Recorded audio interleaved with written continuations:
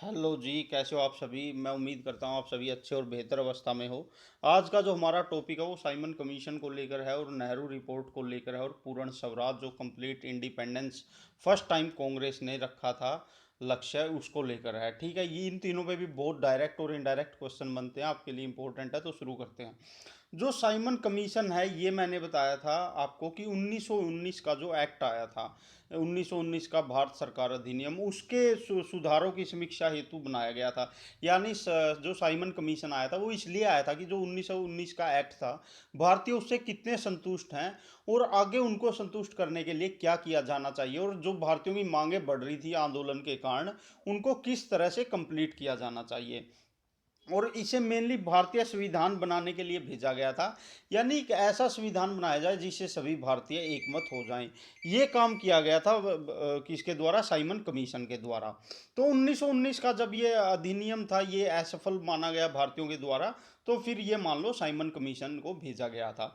बहुत इंपॉर्टेंट है, direct question आ जाता है क्यों भेजा गया था? नवे नया संविधान बनाने के लिए और 1919 के अधिनियम की जांच करने के लिए। साइमन कमीशन में 7 सदस्य थे और सातों के सातों अंग्रेज थे। इससे भारतीय बड़े रुष्ट हुए, नाराज हुए कि हमारे देश के संविधान को लेकर एक कमीशन आया और उसमें एक भी भारतीय नहीं है, यानी भारतीयों को योग्य नहीं समझा जा रहा था अंग्रेजों के द्वारा। ये सबसे पहले मुंबई आया, ये आपने ध्यान रखना है, इस पर बहुत ज़्यादा क्वेश्चन पूछे जाते हैं। साइमन कमीशन मुंबई आया, यानी समुंदर के रास्ते से गेटवे ऑफ इंडिया के थ्रू इसने एंट्री की और वहाँ पर इसका ज़बरदस्त विरोध किया गया और भारत में हर जगह पर इसका विरोध किया गया। और मैंने आपको पहले पढ़ा दिया गया था इसलिए ऐड नहीं किया, बहुत डिटेल में पढ़ाया था इसको। इसका विरोध करते हुए साइमन गो बैक का लाला लाजपत राय के सिर में चोटें आई और उनकी मृत्यु हो गई थी। ठीक है, और आपने ये भी याद रखना, बहुत बार डायरेक्ट पूछ लिया जाता है साइमन कमीशन कब आया था, किस साल आया था? तो 1927 में ये भारत में आया था। ये साल भी बहुत बार पूछी गई है। तो साइमन कमीशन का विरोध हुआ भारत में, हर जगह इसको काले झंडे दिखाए गए, हर जगह इसको साइमन गो बैक बोला गया। तो इसके करके क्या हुआ, अंग्रेज बड़े चिढ़ गए और जो उस समय भारत का सचिव था वो लॉर्ड बिरकेन हेड था और इसी ने साइमन कमीशन की नियुक्ति की थी, यानी साइमन कमीशन को भेजा था। तो इसने क्या किया, गुस्से में आकर ये कहा कि भारतीयों को तो आप एक संविधान बनाओ जिसमें आपकी सारी पार्टियां खुश हो, सारे दल खुश हो। इसको पता था कि भारत एक बात पर भारतीय हैं जो मतलब मुस्लिम लीग है, हिंदू महासभा है या कांग्रेस है, ये सब मिलकर एक संविधान बना के लेके आओ, फिर हम उसको लागू करने की सोचेंगे या उसके बारे में ख्याल करेंगे।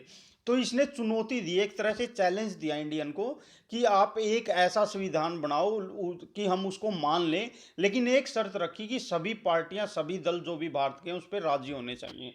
इसको पता था भारतीयों में मतलब एक मत नहीं है, तो इसी करके इसने ये चैलेंज किया था। खासकर मुस्लिम लीग और कांग्रेस में बहुत ज़्यादा लड़ाई थी।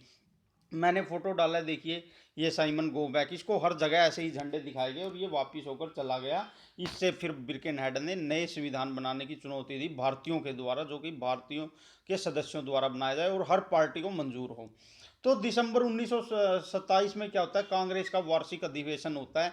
ये याद रखना बहुत इंपॉर्टेंट है। इसके हेड एम ए अंसारी क्यों होता है? क्योंकि इनकी अध्यक्षता में हुआ और इसमें खादी को हर सदस्य के लिए अनिवार्य कर दिया गया। यानी कांग्रेस का जो ईयरली सेशन होता था, एनुअल सेशन होता था, पहली बार 1927 में कांग्रेस के हर सदस्य के लिए कंपलसरी कर दिया खादी के कपड़े पहनना।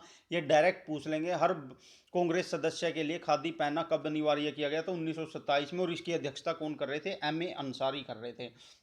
ठीक है, और इसमें यह भी कहा गया कि सभी दल मिलकर एक ऐसा संविधान बनाएंगे जो कि सबको मंजूर होगा। ठीक है, जीबी पंत और जवाहरलाल नेहरू लखनऊ में पिटे। सॉरी। यानी जब साइमन कमीशन का विरोध किया जा रहा था, ये डायरेक्ट पूछ लेंगे किन दो नेताओं की बुरी तरह पिटाई हुई? तो जीबी पंत, गोविंद वल्लभ पंत और जवाहरलाल नेहरू की पिटाई हुई। और ये भी पूछ लेंगे कहाँ पर? तो लखनऊ में इनकी पिटाई हुई थी साइमन कमीशन का विरोध करते हुए। बिरकेन हेड की चुनौती को स्वीकार कर लिया गया कांग्रेस के द्वारा, क्योंकि कांग्रेस ही उस टाइम ये मान लो कि मेजोरिटी की पार्टी थी, जिसके साथ इंडियन मेजोरिटी लगी हुई थी। और मोतीलाल नेहरू की अध्यक्षता में नेहरू रिपोर्ट पेश की गई। यानी मोतीलाल नेहरू को ये कहा गया कि आपको ये जिम्मा सौंपा जाता है, सभी पार्टीज हैं, जो सभी दल हैं, उनको एक झंडे के नीचे लाके एक संविधान बनाया जाए। और उन्होंने इसके लिए भरसक प्रयास किया। यानी ऐसा संविधान बनाया जिसमें हिंदू, मुस्लिम, सिख, ईसाई हर जाति पाति क्षेत्र के लोगों को बराबर का दर्जा दिया गया। और इसमें नेहरू रिपोर्ट बोला गया। ये नेहरू रिपोर्ट पे इतने क्वेश्चन आए क्योंकि मोस्टली गलत करके आते हैं। नेहरू रिपोर्ट जो पेश की गई थी मोतीलाल नेहरू के द्वारा की गई थी, और उस समय कांग्रेस में जवाहरलाल नेहरू का भी पद बहुत बड़ा था। तो मोतीलाल नेहरू जवाहरलाल नेहरू के पिताजी थे। लेकिन बहुत से बच्चे ये सोचेंगे नेहरू रिपोर्ट जवाहरलाल नेहरू ने पेश की थी। नहीं, नेहरू रिपोर्ट मोतीलाल नेहरू ने, जो कि जवाहरलाल नेहरू के पिता थे, उनके द्वारा पेश की गई थी। और ये किस पे थी ये भी पूछ लिया जाता है। तो ये एक संवैधानिक रिपोर्ट थी, यानी भारत के संविधान बनाने पर एक रिपोर्ट थी। इस रिपोर्ट में मेन बता देता हूँ, अगर कभी क्वेश्चन आ जाए तो आइडिया आ जाएगा, इससे पूरा कॉन्सेप्ट क्लियर हो जाएगा। इस रिपोर्ट में मोतीलाल नेहरू ने 17 मौलिक अधिकार दिए गए थे हर भारतीय को। और अंग्रेजों द्वारा ये कहा गया था कि डोमिनियन स्टेटस दिया जाए भारत को, और महिलाओं को मताधिकार मिले, यानी स्त्रियों को, वुमेन को मताधिकार मिले। एक लोक सेवा आयोग की बात की गई थी। उत्तरदायी यानी रिस्पॉन्सिबल गवर्नमेंट की बात की गई थी, जो लोगों के भले के लिए हो। और उच्चतम न्यायालय हो एक इंडिया में, जो हर भारतीय के लिए बराबर न्याय का दर्जा दे। ठीक है। और आपने ये भी ध्यान में रखना, यहाँ तक देखो कांग्रेस की मांग डोमिनियन स्टेटस है, आगे इसका भी जिक्र आएगा। ठीक है। तो नेहरू रिपोर्ट से जो थे मोहम्मद अली जिन्ना उस समय, जो कि किसको लीड कर रहे थे, वो लीड कर रहे थे मुस्लिम लीग को। उन्होंने कहा कि इसमें मुसलमानों के हकों की सही से बात नहीं की गई है। और वो इसके जवाब में 14 सूत्रीय मांग पत्र पेश किया गया। देखिए, ये इतना ज़्यादा इंपॉर्टेंट है, इस पर भी बहुत बार डायरेक्ट क्वेश्चन पूछा गया है कि 14 सूत्रीय मांग पत्र पेश किसके द्वारा किया गया था। तो ये मोहम्मद अली जिन्ना के द्वारा किया गया था। और मुस्लिमों के लिए इन्होंने 14 मांग रखी थी, यानी सेंटर में मुस्लिमों का रिजर्वेशन अलग हो, स्टेट में अलग हो, एजुकेशन में उनका रिजर्वेशन हो, और मुस्लिम स्टेट अलग से बनाए जाए जिसमें Bengal, Assam, Punjab, Sindh, North Western Frontier, इनको मुस्लिम स्टेट बनाया जाए। और जहाँ पर मुस्लिम कम है वहाँ पर उनको 33% आरक्षण दिया जाए। इस तरह से मुस्लिमों को वो डिफेंड कर रहे थे। और ये भी पूछ लेते हैं, जो 14 सूत्रीय मांग पत्र था वो मोहम्मद अली जिन्ना किसके प्रत्युत्तर में लेके आए थे। तो नेहरू रिपोर्ट, जो कि मोतीलाल नेहरू द्वारा पेश की गई थी, उसके प्रत्युत्तर में लेके आए थे। बहुत इंपॉर्टेंट है। और इन्होंने इसे दिल्ली में रखा, तो इसे दिल्ली प्रस्ताव भी कहा गया, जिसमें उसमें उन्होंने मुसलमानों के हितों की बात की। और ये सब मार्च 1929 में हुआ।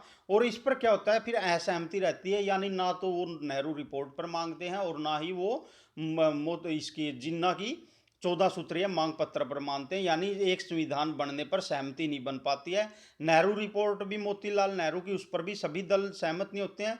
और जो जिन्ना की 14 सूत्रीय मांग पत्र था उस पर भी सभी दल सहमत नहीं हो पाते हैं। और बिरकेन हेड ने जो चैलेंज किया था, उनका वो चैलेंज यूं का यूं रहता है, यानी कि भारतीयों द्वारा वो कंप्लीट नहीं हो पाता है। 31 दिसंबर 1929 को फिर क्या होता है कि कांग्रेस का अधिवेशन हो जाता है, कांग्रेस का सेशन हो जाता है। ये इतना इंपॉर्टेंट सेशन है ना, इसके बारे में बताऊंगा। और इस पे इतने क्वेश्चन पूछे जाते हैं घुमा फिरा के, आपने इसको लेके पूरी तरह से डीप मेमोरी में इसको रख लेना, ताकि कोई भी क्वेश्चन आ जाए कंप्लीट हो जाए आपका। जो 31 दिसंबर 1929 का कांग्रेस का अधिवेशन था, ये इतिहास का एक महान अधिवेशन है। क्यों? क्योंकि पहली बात तो यह लाहौर में रावी नदी के तट पर हुआ था, किसमें, जवाहरलाल नेहरू की अध्यक्षता में।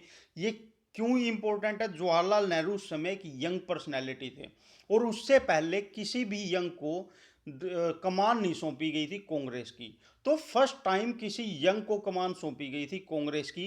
एक तो ये इसलिए इंपॉर्टेंट है कि युवा को आगे रखा गया था।